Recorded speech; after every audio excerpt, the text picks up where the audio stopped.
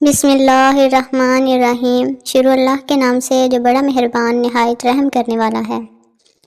حضرت زکریا کو جب پتہ چلا کہ یہودی ان کی جان کے دشمن بنے بیٹھے ہیں تو وہ شہر چھوڑ کر ایک جنگل کی طرف چلے گئے۔ انہوں نے یہودیوں کو اپنا پیچھا کرتے دیکھ کر ایک درخت سے کہا کہ اے درخت مجھے پناہ دے دو، تو درخت چر گیا اور وہ اس میں روح پوش ہو گئے۔ جب یہودی اس درخت کے پاس پہنچے تو شیطان نے انہیں سارا قصہ سنایا اور انہیں درخت کو دو چیر کرنے کا مشورہ دیا۔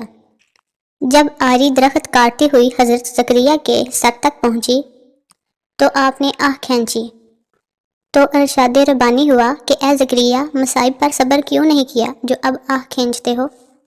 اگر یہ آہ دوبارہ تمہارے منہ سے نکلی تو دفتر صابرین سے تمہارا نام خارج کر دیا جائے گا۔ تب آپ نے اپنے ہونٹوں کو بند کر لیا اور دو چیر ہو گئے مگر اف تک نہ کی۔ حضرت زکریا کیوں دو چیر کر کے رکھ دیے گئے؟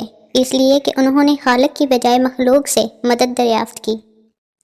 اسی لیے اللہ تعالیٰ قرآن پاک میں فرماتے ہیں وحدہ لا شریک، کہ میرا کوئی شریک نہیں۔ اسی لیے دوستو ہمیں بھی اللہ تعالیٰ پر یقین رکھنا چاہیے اور اسی سے مدد مانگنی چاہیے۔ اللہ تعالیٰ آپ کو اور مجھے سیدھے راستے پر چلنے کی توفیق عطا فرمائے، آمین۔